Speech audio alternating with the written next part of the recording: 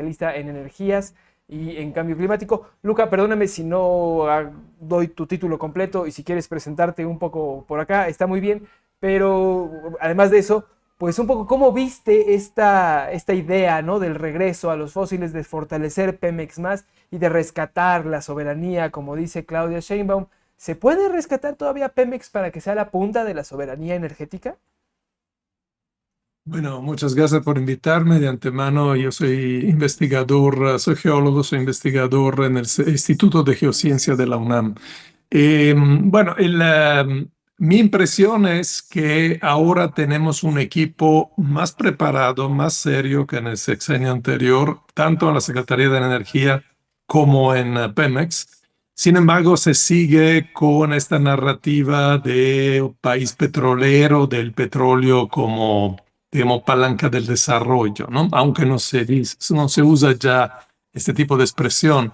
Hay que decir una cosa, que en el sexenio anterior se incumplieron todas las promesas, porque inicialmente dijo López Obrador que íbamos a producir 2.6 millones de barriles diarios, luego 2.4, luego 2.2, luego 2, y luego ahora dicen 1.8.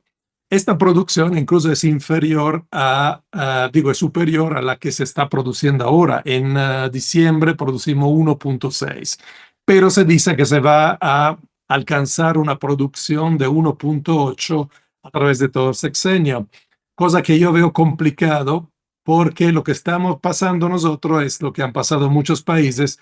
Cuando pasas tú el pico del petróleo, el máximo de la producción, empieza el declive. Este declive es en buena medida una cuestión geológica. ¿Por qué? Porque si explotan primero los grandes campos, los más someros, los más fáciles de explotar, los de mejor calidad, y en el tiempo nos cuesta cada vez más. Tenemos que ir más profundo, campos más pequeños. Entonces ahorita tenemos campos grandes que están completamente en declive. Cantarell ya casi no produce, Kumalopsap está cayendo y tenemos que sustituirlo con un montón de campos más chiquitos. Entonces ya este objetivo se ve complicado. Luego, con lo que respecta a la soberanía, a la independencia, como le dicen, la autosuficiencia, bueno, ahí hay dos cosas. Por un lado, los petrolíferos, o sea, gasolina y diésel que importamos de Estados Unidos, y por el otro, el gas natural, del cual nunca se habla. En el caso de la gasolina y el diésel, bueno, todavía importamos más de la mitad de la gasolina que consumimos. O sea, estamos consumiendo diariamente más de 800,000 barriles diarios de gasolina y producimos menos de la mitad. Con la refinería de Dos Bocas, que todavía no funciona, que se ha tardado 3 años más de lo previsto, que ha costado 3 veces más de lo previsto, podemos subirle un poco.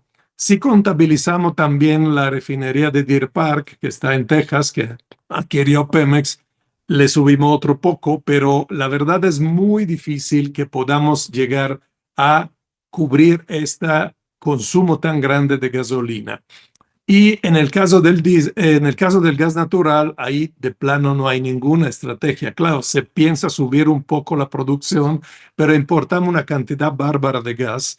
Importamos alrededor del 70% del gas natural que utilizamos en este país. ¿Por qué? Porque desde el principio de este siglo se ha gasificado el sistema eléctrico, es decir, se consuma cada vez más para producir electricidad. Actualmente producimos el 63% de toda la electricidad con gas natural y en el sexenio anterior se ha vuelto a subir. No se ha atendido, digamos, no se ha tratado de disminuir el consumo de gas fósil dentro del sistema eléctrico. Entonces, yo creo que tienen muy buenas intenciones en este gobierno, pero muchos de los objetivos que están planteando son extremadamente difíciles de alcanzar y no podemos hablar de autosuficiencia del lado de la oferta. Lo que deberíamos hacer es disminuir el consumo de gasolina, disminuir el consumo del coche particular haciendo transporte público, por ejemplo, disminuir el consumo de gas para producir electricidad a través de una reducción del consumo, pero también sustituyendo en parte los combustibles fósiles con energía renovable, pero tampoco podemos con las renovables llegar a el consumo actual. Entonces, esa es un poco la situación viéndolo con los números fríos. Así es, Luca, aquí te saluda Camilo Campo también. Preguntarte, justamente se pretende extraer aún más gas, pero pues ya estamos obligados o estamos pues bajo esta línea de también importarlo, ¿no? De Estados Unidos, que es bastante. ¿Cómo podemos encuadrar este anuncio, esto que nos dicen? Bueno, como le decía yo, la situación del gas es tremenda porque importamos una cantidad bárbara de gas. Además, hay que considerar que el gas que se produce, una buena parte lo utiliza la propia Pemex. O sea, Pemex usa gas para inyectarle en los pozos para sacar el petróleo, para la petroquímica, y en la refinería. En la refinería se usa gas como insumo para producir, separar las fracciones de petróleo. Entonces, lo que nos queda para digamos, la producción eléctrica principalmente o para el uso industrial es muy poquito. Si le quitamos lo que usa Pemex, importamos el 90% del consumo. Pero eso se ha dado dentro de una política que dura desde varias décadas de mayor integración energética de Norteamérica, presiones también de Estados Unidos que tienen una excedente temporal de producción de gas que pueden exportar, porque Estados Unidos antes no exportaba, exporta desde unos 10 años, porque han tenido este boom del gas shale, del gas que se extrae con fracking. Sin embargo, también Estados Unidos ha llegado a un máximo de la producción de gas. Por lo menos en el último año no ha subido más la producción, pero sigue aumentando la exportación a países como Europa, como Asia. Y entonces ahí vamos a poder tener problema porque entramos en una competencia con otros mercados donde el gas lo pagan mucho más. Entonces, en ese sentido, yo creo que producir más gas nacionalmente está bien, pero tenemos que hacer cuenta con un recurso que es finito, que yo espero que con esta, digamos, situación no se impulse entrar al fracking también en México, porque esa es la otra alternativa. Hay fuentes incluso dentro del mundo petrolero, dicen, bueno, pues ahí tenemos, podemos a nosotros también hacer más gas natural a través de fracking, pero la verdad, cuando uno ve las cuentas, no vale la pena. Se trata, nosotros tenemos mucho menos de lo que tiene Estados Unidos, tenemos unas, ni siquiera son reservas, unos recursos que son no están bien estimados, digamos. Está en una zona donde hay estrés hídrico, entonces se consumiría muchísima agua. Hay otros impactos ambientales y el costo de extraer este gas es muy alto, mucho mayor que el actual. Lo que sí ha anunciado el doctor Rodríguez Padilla, el director de Pemex, es que, pero lo han dicho varias veces y no se ha visto mucho, pero digamos, lo vuelve a anunciar un programa para aprovechar el gas que tiramos, porque en México tiramos mucho gas, porque el gas es un subproducto del petróleo. Hay campos donde el gas está asociado al petróleo, pero como el petróleo era el producto de mayor ingreso, no se aprovechaba el gas y se venteaba o se quemaba. Todavía estamos haciéndolo, que además es un gas de efecto invernadero, ya sea como metano o como CO2, si lo quemamos es un gas de efecto invernadero.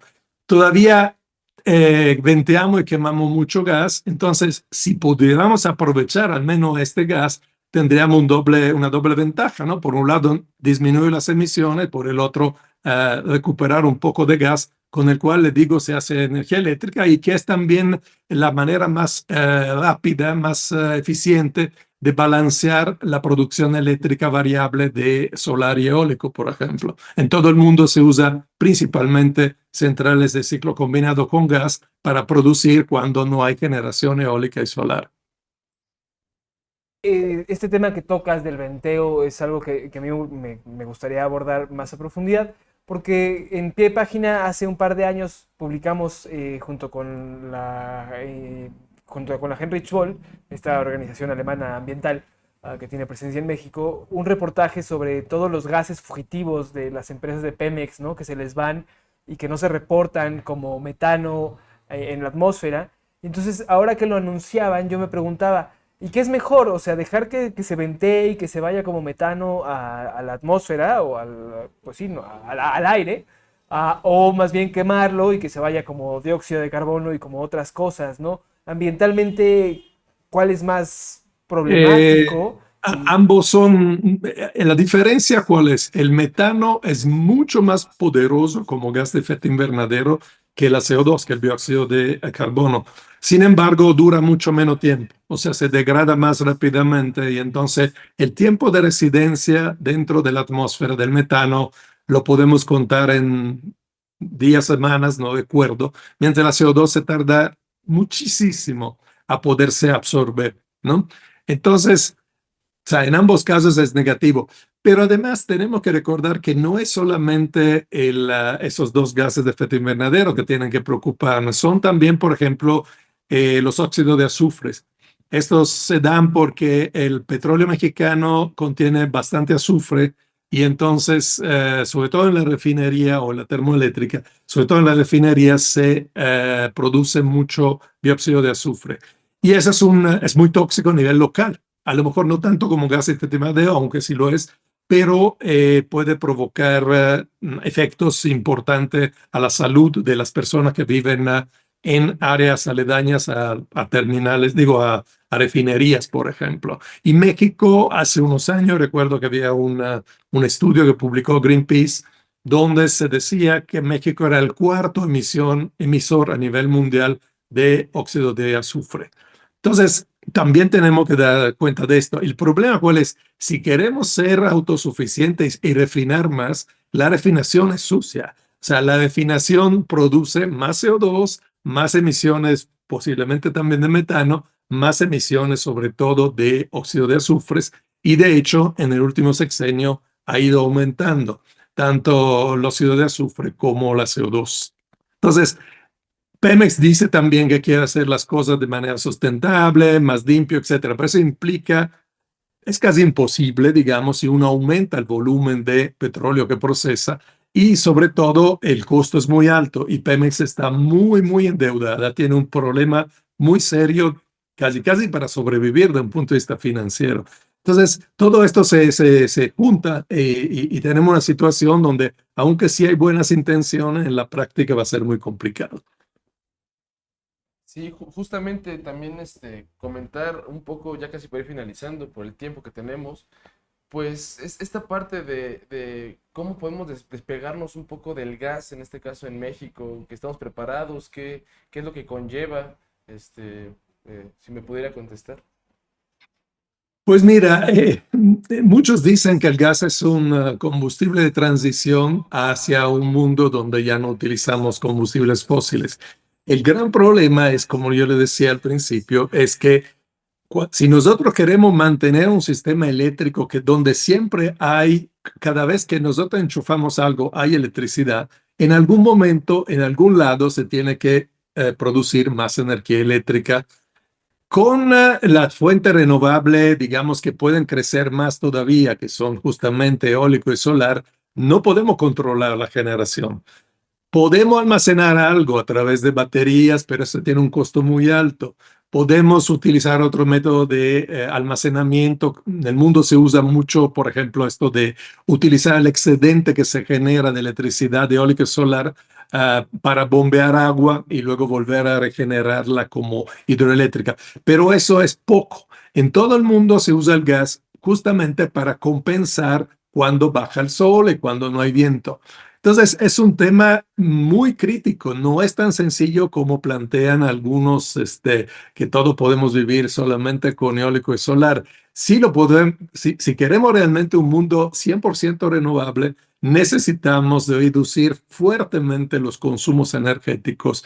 Y también, bueno, ahí viene la cuestión de la justicia, ¿no? Porque hay una desigualdad brutal en el consumo de energía y en las emisiones también. En México hay estudios que muestran que el decil más rico de la población consuma y emite 10 veces más que el decil más pobre de la población. Entonces, entramos en un discurso que no es tanto solo tecnológico, sino también muy político. Pero necesitamos cambiar radicalmente el sistema para reducir los combustibles fósiles y vivir principalmente con fuentes renovables. López Obrador se la pasaba diciendo esta frase de que la transición energética como la política dependen de una cuestión de temporalidad muy definida, ¿no? y que se tiene que hacer como al tiempo correcto para que no falte una y para que no sobre la otra y para que haya una cuestión ambiental buena.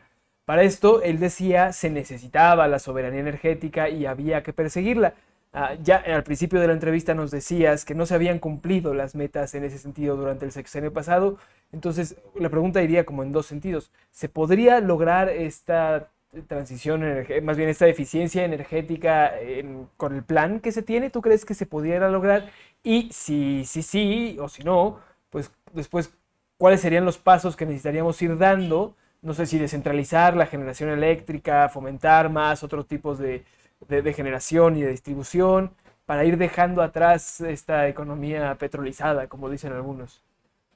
Mira, yo veo una contradicción, o sea, son buenas intenciones, claro, pero yo creo que hay una contradicción entre el querer, por un lado, crecer la economía de manera acelerada a través del nearshoring, a través de atraer capitales, desarrollar nuevos polos industriales, corredores industriales, ahora lo llaman polo del bienestar. Eso implica un aumento del consumo de energía. Y es una economía además enfocada a la exportación, que de poco beneficia al país, salvo en puestos de trabajo que no son normalmente bien pagados. Entonces hay una contradicción entre esa necesidad, casi yo diría, de seguir creciendo una economía volcada a la exportación y tratar de ser autosuficiente energéticamente. Porque desde el 2015 nosotros somos importadores netos de energía. O sea, desde casi 10 años importamos más energía de la que producimos. Exportamos petróleo crudo, pero como les decía, importamos gasolina, diésel y gas natural. Ahora, la industria es un consumidor enorme de energía, pero está produciendo bienes que no son realmente para el país. La única manera que yo y otros pensamos que puede ser viable una cierta autosuficiencia es cambiar completamente el modelo industrial y enfocarnos a las necesidades básicas de la población. No necesitamos tantos productos de exportación, no necesitamos tanto coche, necesitamos transporte público eficiente, necesitamos salud, educación, alimentos que sean sanos y no porquerías ultraprocesadas. Entonces tendríamos que reestructurar todo el sistema para enfocarlo a esas necesidades para el buen vivir, para una vida digna para todo, porque eso implica también una redistribución y una vida más sana. Eso es algo que ningún político se atreve a proponer, pero yo francamente lo que veo es que en este sexenio, una vez más, aunque yo digo, son gente con buena intención, preparada de todo, creo que una vez más vamos a incumplir varias de las promesas. Porque otra promesa es esta de mantener la gasolina barata, pero si cada vez te cuesta más producir, incluso Pemex desde décadas, la refinación está en pérdida. Entonces, ¿de dónde vamos a sacar el dinero para subsidiar todo esto? Se necesitan cambios más radicales en total. Entrevista, creo que nos quedamos con varias cosas. Y pues muchas gracias por estar aquí en los pagos de la semana y Pues nada, ahorita que estabas hablando me vino una pregunta a la mente, pero se me acaba de escapar. Entonces, ay, sí, luego te la mando por WhatsApp para ver qué opinas al respecto y cómo va esta cuestión. Ah, ya me acordé, porque mucha cuestión de esta de la que anunciaron ahora el miércoles, y mucha de la cuestión por la cual se decía que no se abandonaban los petroquímicos, o más bien las energías fósiles, era porque financiaban el desarrollo y los programas sociales del país. Y este discurso se ha vuelto a recuperar, ¿no? Se habla de que Pemex aporta a los programas sociales. Sin embargo, los ingresos de hacendarios que va dando Pemex, pues, por la misma cuestión de endeudamiento que ya mencionabas, cada vez han sido menores. Entonces, ahorita que hablabas tú de este reacomodo, de decir, pues hay que destinarle más a salud, ¿no? Y a otro tipo de servicios, pues ahí pareciera que hay en juego algunos mitos que no dejamos de tener. Entonces, ¿qué papel juegan aquí ya las energías fósiles como pues financiadores de los programas sociales, ¿no? Como financiadores de la equidad social? ¿Es realmente esto? ¿Hay un tema ahí? Ya no tanto. Bueno, son dos cosas. Primero, sí, en efecto, en pasado había llegado a ser casi 45% del presupuesto federal los ingresos petroleros. Ahora son menos del 10. 11%, algo por el estilo. Pero ahí hay que considerar también el dinero que se le ha metido a Pemex. Entonces, yo no soy experto de esto, pero los economistas ahí, por ejemplo, la gente del CIEP o del INCO que están haciendo siempre sus cuentas ahí, dicen que casi se le está metiendo la misma cantidad de que Pemex mete a la hacienda. Y el problema aquí, ¿cuál es? Nuestros ingresos de petróleo vienen en gran medida de la venta de petróleo crudo. Sí, también de la gasolina, pero digamos, a la gasolina le importamos la posición. La venta de petróleo crudo, si nosotros queremos ser autosuficientes en gasolina y diésel, no vamos a exportar ni una gota de petróleo. De hecho, si la eficiencia de la refinería es la de ahora, no vamos a tener ni siquiera suficiente petróleo para poder alimentar el parque automovilístico mexicano. Entonces ahí hay una contradicción. O sea, por un lado se dice que Pemex sirve para meterle dinero, pero ya no tanto y a futuro no entrará casi ya del lado de la exportación de petróleo crudo.